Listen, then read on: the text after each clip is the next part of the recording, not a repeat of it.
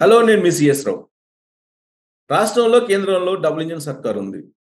అభివృద్ధి చాలా వేగవంతంగా వెళ్తుందని చెప్పి భావిస్తూ ఉన్నారు. కానీ ప్రతిపక్షం మాత్రం అందుకు భిన్నంగా వ్యవహరిస్తుంది. రాష్ట్రపతి పాలన కావాలంటూ. దీని మీద చర్చించడానికి ప్రస్తుతం BJP senior leader CL Venkatrao గారు డాక్టర్ ఉన్నారు. ప్రస్తుతం ఆయనతోటి కదా సార్, నమస్తే. నమస్తే సార్, ఆంధ్రప్రదేశ్కి మహర్దశ అని చెప్పి అంటున్నారు. నిజంగా అలాంటి పరిస్థితులు కనిపిస్తున్నాయా?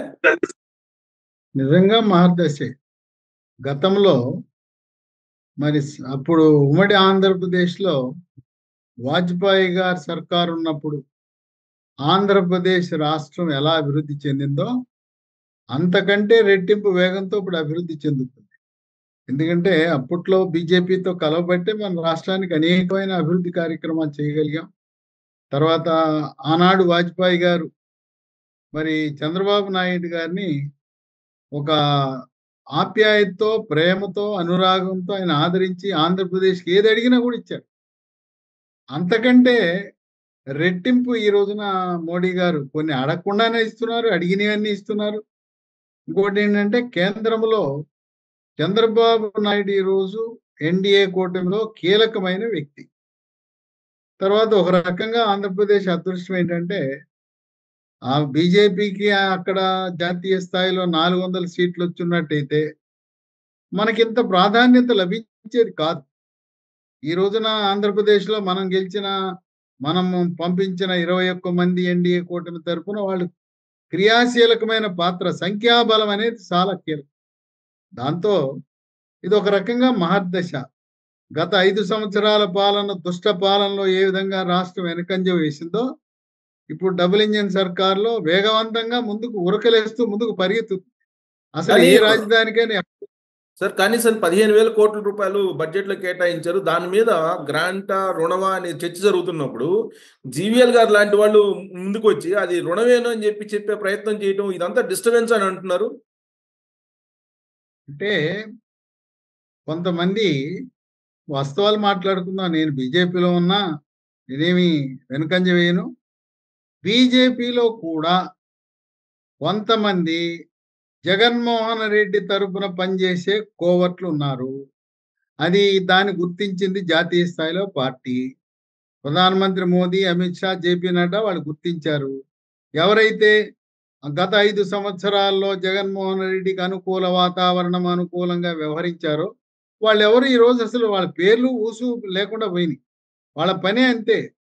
వాళ్ళు బీజేపీలో ఉన్న వైఎస్ఆర్‌సీపీ నాయకులుగా పరిగణించాలి వాళ్ళు. వాళ్ళు చెప్పేదానికి విలువ లేదు. నిర్మలా సీతారామన్ ఏం చెప్పారు? "నీకెందుకయ్యా మేము 15,000 కోట్లు సంవత్సర కాలంలో ఇస్తాం. అదప్ప, గ్రాంటా, మ్యాచింగ్ ఉంటుందా లేదా అది మీకు అనవసరం. ఆంధ్రప్రదేశ్ రాష్ట్ర ఆర్థిక పరిస్థితి జగన్మోహన్ రెడ్డి వల్ల అధోగతి పాలైంది మాకు తెలుసు. అందువల్ల మేము ఒక ప్రత్యేకమైన కేసుగా మేమసలు వాళ్ళు ఏమీ పెట్టకపోయినా మేమే బయట నుంచి ప్రపంచ బ్యాంకా, ఏషియన్ డెవలప్‌మెంట్ బ్యాంకా, మా తిప్పలు మేము పడతాం. 15,000 కోట్లు ఇస్తాం. అవసరాన్ని బట్టి ఒక్క పైసా కూడా ఆంధ్రప్రదేశ్ రాష్ట్రం పెట్టకుండా మేము చేస్తాం. మీకెందుకు ఆ బాధ? కందకు లేని దురద కత్తిపీటకేలా అన్నట్టు వీళ్ళెందుకు చెప్పండి? ఆమె చాలా స్పష్టంగా చెప్పారు. నిర్మలా సీతారామన్ కేంద్ర మంత్రి, బీజేపీ పార్టీకి చెందిన ఆమె చెప్పిన తర్వాత వీళ్ళ వ్యాఖ్యానాలు ఎందుకు చెప్పండి? ఇంకోటి సార్, ఇప్పుడు ఇటు విభజన చట్టంలో రాజధాని కట్టిస్తాము అని చెప్పి కేంద్రం నుంచి హామీ ఉంది గదా! ఇప్పుడు ఆళ్ళు ఎంత డబ్బులు ఇచ్చినా గాని అది గ్రాంట్ కిందనే చూడాలి గదా! అంటే ఒక విషయం బీజేపీ ఇప్పటికే గతంలో ఒక 3 రాష్ట్రాలు ఏర్పరిచారు. బాగా బలంగా ఉన్న బీజేపీ రాష్ట్రాలు. హ్మ్. అక్కడ ఛత్తీస్‌గఢ్, జార్ఖండ్, ఉత్తరాఖండ్ ఏర్పడింది. మీరిప్పటి వరకు కూడా రాష్ట్రాలు ఏర్పడినప్పటి నుంచి నేటి వరకు కూడా మీరు ఏం గ్రాంట్లు ఇచ్చారో చూడండి. ఎవరికీ ఇవ్వని విధంగా ఇంతవరకు చరిత్ర స్వాతంత్రం వచ్చిన తర్వాత ఇన్ని రాష్ట్రాలు ఏర్పడినాయి. మనం మద్రాసు నుంచి విడిపోయాం. మనకేమన్నా ఇచ్చారా ఈ కాంగ్రెస్ పార్టీ వాళ్ళు? మద్రాసు నుంచి విడిపోయి కర్నూలులో గుడిసెల్లో ఉన్నాం అక్కడ. ఇప్పటికీ కర్నూలులో దాని ఆనవాళ్లున్నాయి. ఏమన్నా ఇచ్చారా? ఇవ్వలేదు. మళ్ళీ ఇదిగో, అదిగో అని చెప్పి మళ్ళీ కాంగ్రెస్ వాళ్ళనే ఆ తెలంగాణను తెచ్చి హైదరాబాద్ రాష్ట్రాన్ని తెచ్చి మళ్ళీ ఆంధ్రాకి తగిలిచ్చారు. తగిలిచ్చినప్పుడు ఏమైనా ఇచ్చారా? ఇదిగో మీరు హైదరాబాద్ రాష్ట్రమును ఆంధ్ర రాష్ట్రం కలిశారు, కట్టుకోండి రాజధాని. అక్కడ నిజాం సాహిబ్ గారు కట్టిన భవనాల్లోనే అతి గతి లేక ఆ కాంగ్రెస్ పాలన ఉన్నారు. ఇవాళ కూడా తెలంగాణలో దిక్కేంటి? ఆ నిజాం నవాబ్ గారు కట్టించిన మీర్ ఉస్మాన్ అలీ ఖాన్ కట్టిన భవనాలు తప్పనిచ్చి ఈ కాంగ్రెస్ ప్రభుత్వాలు ఎప్పుడైనా మనకేమైనా చేశారా? ఏమి ఇవ్వకుండా వాళ్ళకి విమర్శించే హక్కు లేదు. ఇవాళ ఏ రాష్ట్రానికి ఇవ్వని విధంగా ఒక ప్రత్యేకమైన అభిమానం, ఆంధ్రులంటే అభిమానం. ఆయన మోదీ గారు ఆయనలో ఒక పరివర్తన. నేను ఆ రోజు మాట చెప్పాను. బాలాజీ పాదాల చెంత ఢిల్లీని తలదన్నేలా రాజధాని నిర్మాణం చేస్తానని పక్కన ఎవరున్నారు? కుడి పక్క చంద్రబాబు నాయుడు, ఎడం పక్క పవర్ స్టార్ పవన్ కళ్యాణ్ ఉండగా చెప్పిన మాటలు నిజం చేయటం ఆ రోజు అవ్వలేదు. ఇప్పుడు దాకా మరి ఎక్కిరిస్తూ వచ్చారు చాలా మంది.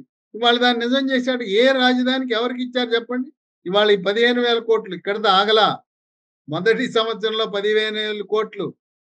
మనకు పెద్దలు చెప్పిన సామెత ఉంది.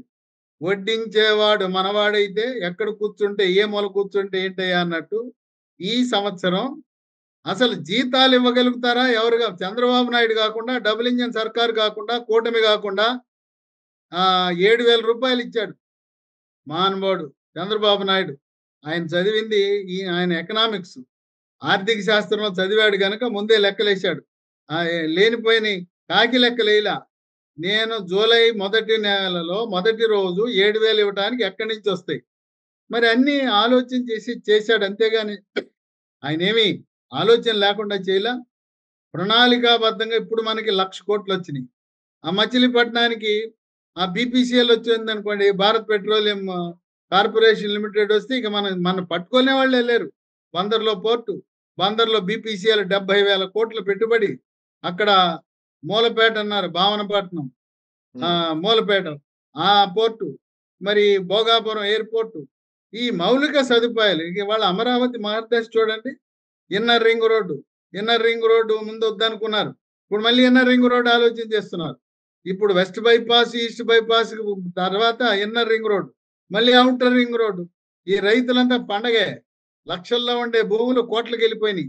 ఇవాళ తెలంగాణ నుంచి ఆంధ్రప్రదేశ్కి వచ్చేవాళ్ళు రైళ్లలో, బస్సుల్లో, విమానాల్లో 50% ప్రయాణికుల సంఖ్య పెరిగింది. ఎందుకు పెరిగింది? ఆంధ్రప్రదేశ్లో అభివృద్ధి, నమ్మకం, విశ్వాసత, విశ్వసనీయత. చంద్రబాబు నాయుడు బతికున్నంత కాలము ఆయనే ముఖ్యమంత్రి. ఈ కూటమి ఇలాగే కొనసాగుతుంది.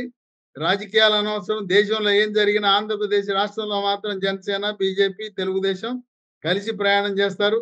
చంద్రబాబు నాయుడికి ఏం కోరికలు లేవు. నేనేదో ప్రధానమంత్రి కావాలంటే ఆయన 96లో అయ్యేవాడు. వద్దనుకున్నాడు. నా లక్ష్యం, నేను పుట్టింది వెనుకబడిన రాయలసీమ ప్రాంతం, పరిపాలించింది ఆంధ్రప్రదేశ్. ఈ ఆంధ్రప్రదేశ్కి న్యాయం చేసి చరిత్రలో మిగిలిపోదాం అనుకున్నాడు కనుక ఆయనకి ఏమి కోరికలు లేవు. రాష్ట్రపతి అవ్వాలని ప్రధానమంత్రి కోరికలే లేవు. ఆంధ్రప్రదేశ్కి పర్మనెంట్ చీఫ్ మినిస్టర్గా తుది శ్వాస విడిచే వరకు చంద్రబాబు నాయుడే ఉంటాడు. ఈ ప్రతిపక్షాలు ఎన్ని విమర్శలు చేసినా ఉనికిని కాపాడుకోవడానికి చేస్తున్నారు తప్పనిచ్చి పసలేని విమర్శలు. కానీ ఒకటి చెప్తున్నారు సార్, జగన్మోహన్ రెడ్డి ఒకటి చెప్తున్నారు, కన్ను మూసి కన్ను తెరిసే లోపల 2029 వచ్చేస్తుంది, మళ్ళీ మందే అధికారం అని చెప్పి చెప్తున్నారు ఆయన. కన్ను మూసి కన్ను తెరిచినా జనసేన, బీజేపీ, తెలుగుదేశం పార్టీలు 3 కలిసి ఉంటే ఏ పార్టీ రాదు. మొన్న కూడా 2019లో చంద్రబాబు నాయుడు కొంచెం చిన్న పొరపాటు.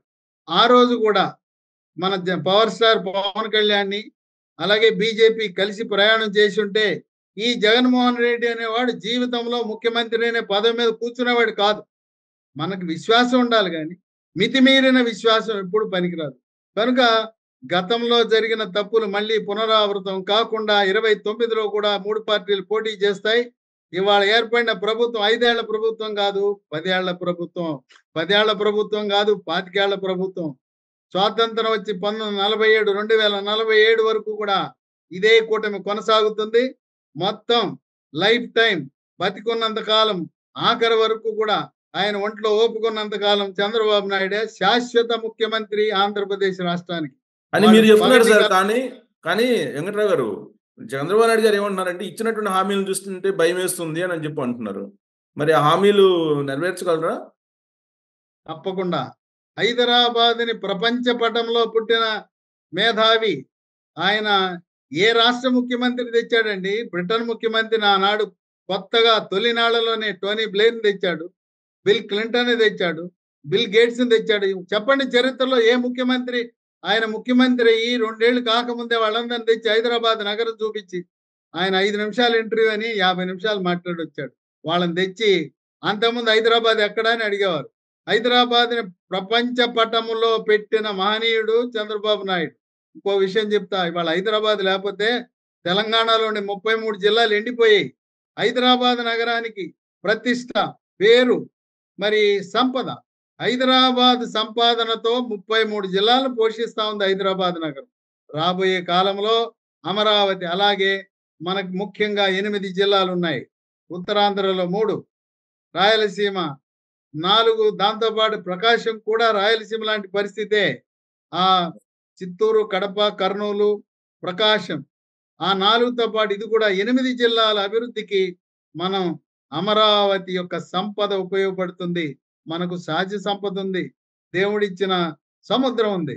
సముద్రంలో ఓ పక్క చేపలు పట్టుకున్నాం ఫిషింగ్ హార్బర్‌లు, మరో పక్క పోర్ట్‌లు,